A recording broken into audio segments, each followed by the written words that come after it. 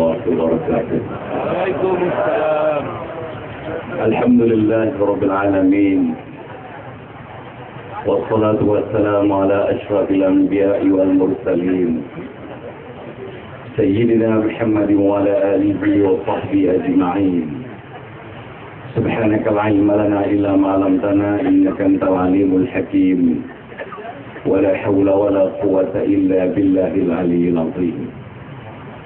قال رب اشرح لي صدري ويسر لي أمري واحلل عقدة من لساني يفقهوا قولي. قال الله تعالى في كتابه العزيز: أعوذ بالله من الشيطان الرجيم، وأن هذا صراطي مستقيما فاتبعوه ولا تتبعوا السبل فتفرق بكم عن سبيله ذلكم وصاكم به لعلكم تتقون. صدق الله العظيم. Saudara pengacara majlis Tuan Haji Norman Toha, untuk perkenalan tuan-tuan dan perempuan, daripada awal hampir 8 tahun yang lalu saya menjadi Pesuruhjaya PAS Negeri Selangor, saya telah memilih Tuan Haji Norman Toha menjadi Setiausaha Perhubungan PAS Negeri Selangor buat beberapa ketika. Yang berbahagia yang saya kasihi teman saya dunia dan akhirat, Datuk Aidit Razali, yang baru saja memberikan ceramahnya sebentar tadi, ceramah ringkas. Saya minta beliau panjangkan lagi sebenarnya syarahan itu, tetapi kata beliau untuk menghormati kehadiran saya, dia telah memberikan mikrofon ini lebih awal kepada saya. Kepada seluruh tenaga pimpinan yang ada di kawasan Ampang ini, sama ada di kawasan Ampang Kotas, sama ada di Bukit Indah, sama ada di Ampang Indah, sama ada di Rasmi Jaya, yang dapat hadir bersama-sama pada malam ini, saya mengucapkan ribuan terima kasih. Dan kita tuan-tuan dan perempuan, bila saya sampai saja ambil giliran saya di mikrofon ini, maka hujan pun telah turun, alhamdulillah. Saya anggap hujan 12 Rabiul Awal ini hujan rahmat. Hujan 12 Rabiul Awal ini tuan-tuan dan perempuan menandakan hujan yang membawa kita untuk meneliti pada malam ini dalam suasana yang agak lembab tentang perjuangan yang tidak pernah lembab-lembab, perjuangan yang dibawa oleh junjungan besar Nabi Muhammad sallallahu alaihi wasallam. Di mana-mana di Malaysia, saudara, dalam dunia pun sudah mengadakan sambutan-sambutan mengikut cara dan masing-masing. Kita lihat saudara-saudara hari ini, teman-teman di mana pun di seluruh Malaysia, di luar Malaysia, mereka menyebutkan selawat kata Nabi Muhammad sallallahu alaihi wasallam. Beramai-ramai yang menyebutnya, merayakannya, mengadakan majlis-majlis khusus untuk memperingati hari kelahiran junjungan besar Nabi Muhammad sallallahu alaihi wasallam. Malam ini kita berhimpun di Taman Ampang Indah ini semata-mata saudara untuk kita memikirkan sebagaimana yang disebutkan oleh Datuk Aidit tadi. Sebagaimana pengurusi saudara Haji Norman Toha menyebutkan, seluruh teman-teman yang ada di Ampang, yang ada di luar Ampang, yang ada di kawasan Parlimen Ampang, yang ada di bukit-bukit antarabangsa, yang ada di Lembah Jaya, yang ada di mana-mana pun, malam ini kita fikir. Saudara dan saya kena berfikir, kalau selama ini kita tidak pernah letakkan pemikiran ini dalam kehidupan kita, malam ini kita kena berfikir, sama-sama kena berfikir. Apa fikir kita? Sudahkah kita hidup di dunia ini bersama isteri, bersama suami, bersama anak-anak? Hidup dalam keadaan saudara merasakan Allah sayang saudara, saudara sayangkan Allah Subhanahu wa taala. Soalan saya, sudahkah saudara dan saya selama ini hidup, yang dah kahwin 30 tahun, yang dah kahwin 40 tahun, yang ada anak 10 orang, yang ada anak 8 orang, yang ada anak 6 orang, ada anak besar, ada anak kecil, gaji bagus, allowance bagus, tempat kerja bagus, rumah bagus, kondo bagus, apartmen bagus, kenderaan bagus. Tetapi tanyakan satu soalan pada malam ini, sudahkah kita merasakan Allah cinta kepada kita, Allah kasih kepada kita, Allah sayang kepada kita? Sudahkah harta itu menambah hati kita untuk menambah Allah Subhanahu wa taala, kasih kepada Allah Subhanahu wa taala? Sudahkah pangkat yang saudara itu menyebabkan kita bertaub, mengagungkan Allah, memuliakan Nabi Muhammad sallallahu alaihi wasallam? Sudahkah kedudukan yang kita ada, keselesaan yang kita ada itu membawakan kita hampir takarrub kepada Allah Subhanahu wa taala? Soalan yang kedua itu saudara, bertepatan dengan kita menyambut Maulid Rasul pada hari ini. Tidak lain dan tidak bukan cara untuk mendapatkan redha Allah, cara untuk mendapatkan kasih Allah, cara untuk mendapatkan cinta Allah, cara untuk mendapatkan sayang Allah. Tak ada dua cara, tak ada tiga cara. Cara aja. Wa anna hadza sirati mustaqiman fattabi'uhu wa la tattabi'us subula fatafarraqa bikum an sabili. Zalikum wasaqum bihi la'allakum tattaqun. Ini jalanku yang lurus. Jalan yang diturunkan Nabi Muhammad, jalan yang lurus. Jalan yang dibawa oleh Islam, jalan yang lurus. Jalan yang dibawa oleh para nabi, para rasul, jalan yang lurus. Jalan Al-Quran, jalan yang lurus. Jalan sunnah, jalan yang lurus. Jalan ijma', jalan yang lurus. Jalan qiyas, jalan yang lurus. Jalan syariat, jalan yang lurus.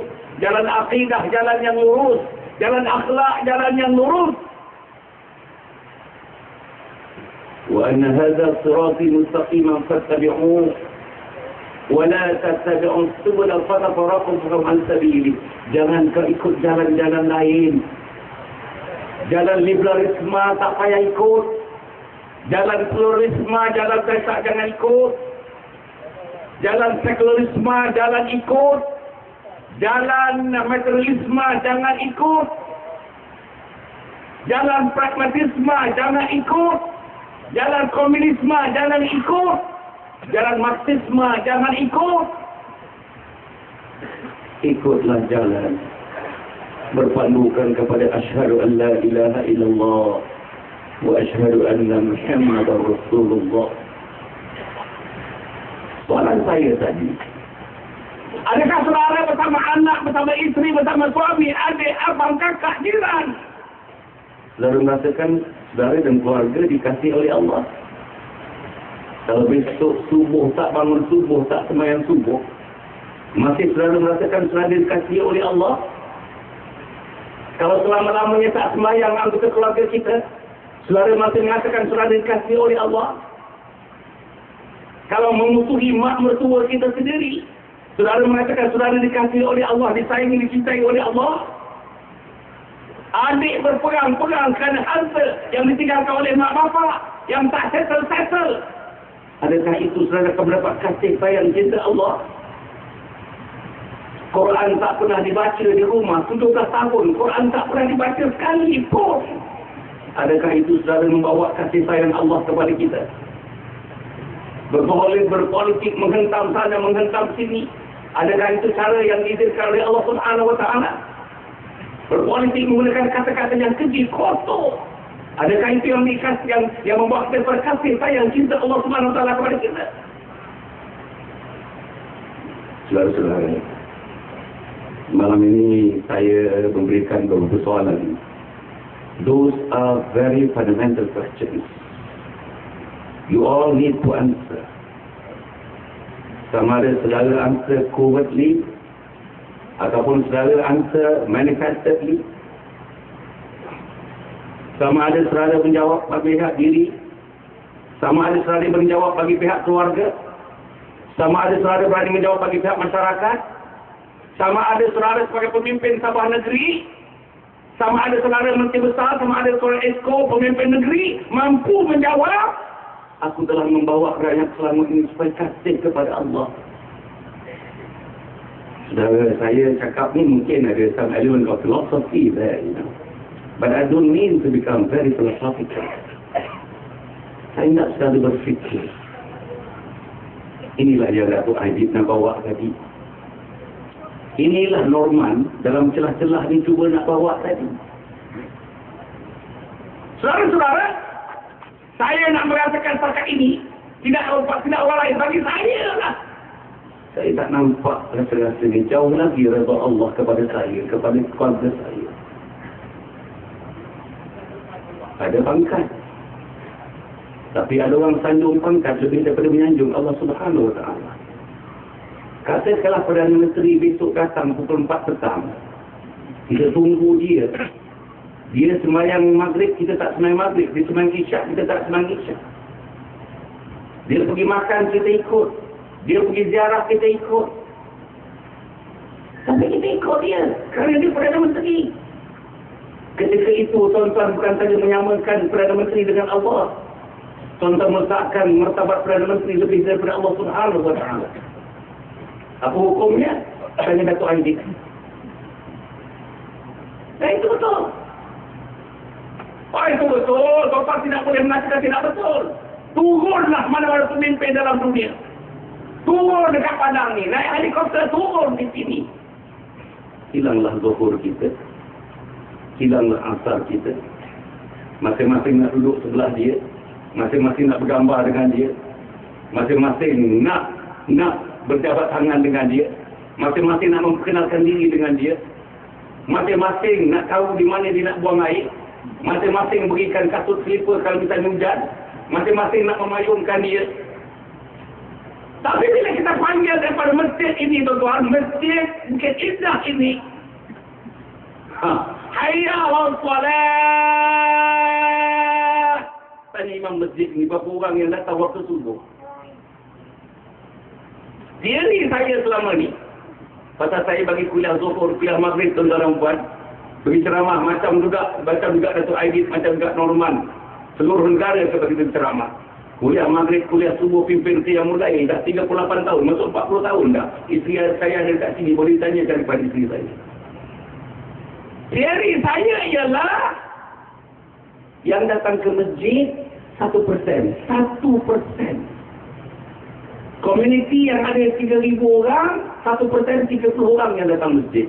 Waktu subuh, tak ada 1%. 0.25%. Inilah berlaku pada masjid kita. Inilah berlaku pada surau kita. Tapi, mari kita pergi dekat waterfront. Mari kita pergi waterfront sekarang. Kedai sate tak ada tempat duduk. Penuh. Daripada pukul 6 tadi penuh, tuan-tuan. Maghrib dengan sate. Maghrib dengan nasi impit. Betul, tuan-tuan. Tengah-tengah azan. Dua lagi, orange. Dua lagi, fresh orange, dua lagi. Betul, tuan-tuan. Kita ajar anak-anak kita yang kecil-kecil, cucu kita bawa. Umur 4 tahun tak tahu apa-apa, tuan-tuan. Hayya ala salah. Kita dengan sate kita. Kita dengan tom yam kita. Kita dengan daging merah kita. Kita dengan paprik kita. Apa lagi makanan orang siang? Kita dengan tom yam kita. Tom yam campur kita. Tom yam seafood kita. Inilah yang berlaku. Bukan hari ini saja. Minggu lepas pun begitu. Bulan lepas pun begitu. Tahun lepas pun begitu. Yang akan datang pun. Bulan depan pun begitu. Tahun depan pun begitu. Sampai akhirnya malaikat maut datang bertemu dengan kita. Malaikat maut datang bertemu dengan tuan-tuan dan puan. Pasti. فَإِذَا جَاءَ أَجَلُهُمْ لَا يَسْتَأْخِرُونَ سَاعَةً وَلَا يَسْتَقْدِمُونَ. Bila sampai ajal serala-serala, malaikat maut akan datang cabut nyawa kita. Tidak ditakhirkan, tidak dilewatkan satu saat, tidak disegerakan satu saat. Bayang yang tak sembahyang dicabut nyawanya. Bayang yang tak baca Quran dicabut nyawanya. Bayang yang akidahnya tak betul. Terjadi saya nak cerita akidah. Bayangkan akidah yang tak betul dicabut nyawanya. Bayangkan yang tak ada ilmu Islam. Dah umur 50 tahun, 60 tahun tak ada ilmu Islam. Saya semalam 2 hari yang lepas pergi ke Bakri Muar. Tuan-tuan ya. Orang Bakri punya hebat. Susun kursi 10,000 kursi tuan. 10,000 kursi. Di Ampang saya tak tahu berapa ribu kursi. Saya ingat 10,000 satu kursi. 10,000 kursi. Hanya beberapa sahaja yang kosong. Menjadikan kehadiran antara 8 hingga 9,000 orang. Bayang. Malam tadi saya berada di kampung Nun. Kampung jauh. Kampung Bukit Belimbing malam tadi tuan-tuan. Kampung Bukit Belimbing mengajukan majlis ada kaitan dengan Maulid Rasul dan nak minta saya cerita bab-bab mengenai current affair, isu semasa. Mana cerita juga, isu semasa cerita juga. Berapa ribu orang? Dekat-dekat 2,500 orang. Kemah ada orang 10 kemah. Kat sini berapa kemah? 1, 2, 3, 4. Masuk sini kecil 5. Bukan saya nak memperkecilkan kerana tidak. Bukit Belimbing tuan. Anjuran orang kampung yang menganjurkan salah seorang daripada dia menganjur dan memberi ceramah. Siapa dia? Yang memberi ceramah, yang menganjur. Timbalan Ketua Cawangan PAS kawasan Bukit Belimbing meraihkan mantan ahli PAS. Saya bayangkan.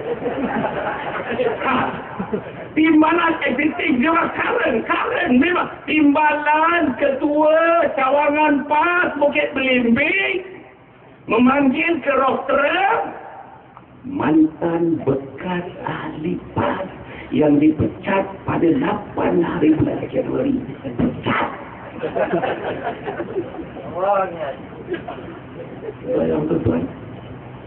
Satu orang pemimpin PAS duduk di belakang saya, umur 77 tahun. 77 tahun. Duduk di belakang itu nak menjadi saksi. Dia tak redha saya dipecat.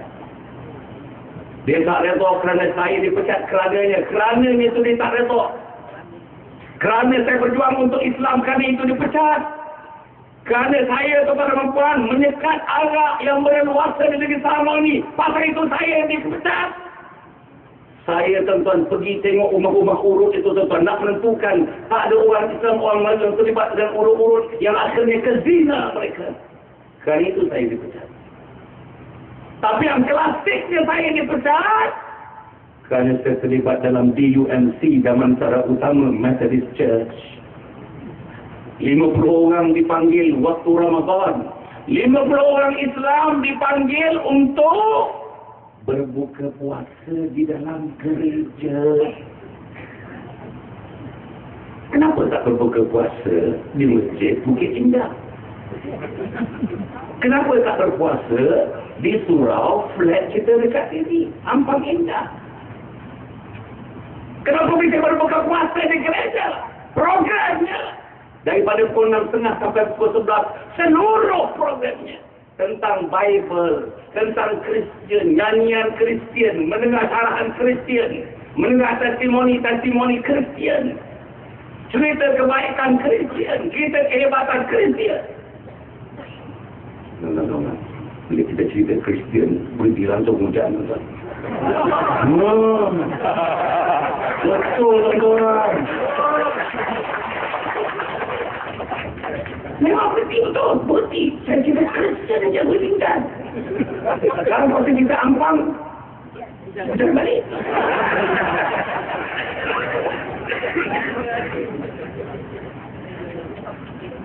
Tuan-tuan, tuan. Tetapi kemuncak kenapa saya dipecat? Tuan-tuan tak tahu? Kok saya ada dosa dengan PAS? Kok saya ada dosa dengan PAS? Kafirkanlah saya bersalah. Atas nama prosedur, atas nama hal-hal yang berkaitan dengan disiplin parti.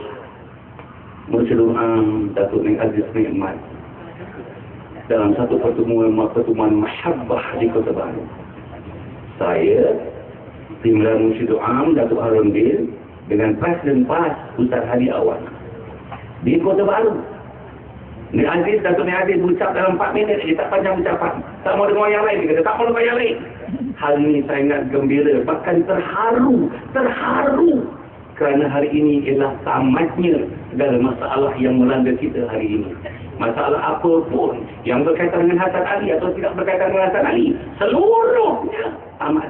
Saya sedang kenduri, dia kata saya sedang kenduri, dia jamu kita, saya sedang kenduri. Dan meminta PAS Pusat mengadakan kenduri besar-besaran. Dengan meminta ahli untuk memberikan sumbangan kepada kenduri itu. Segalanya tamat. Artinya tuan-tuan, bila Mursyidul Am kata begitu, tamat dah. Tapi bila saya sebut, berkaitan dengan besok hari Isnin, rakyat Malaysia dijemput untuk berhimpun di mahkamah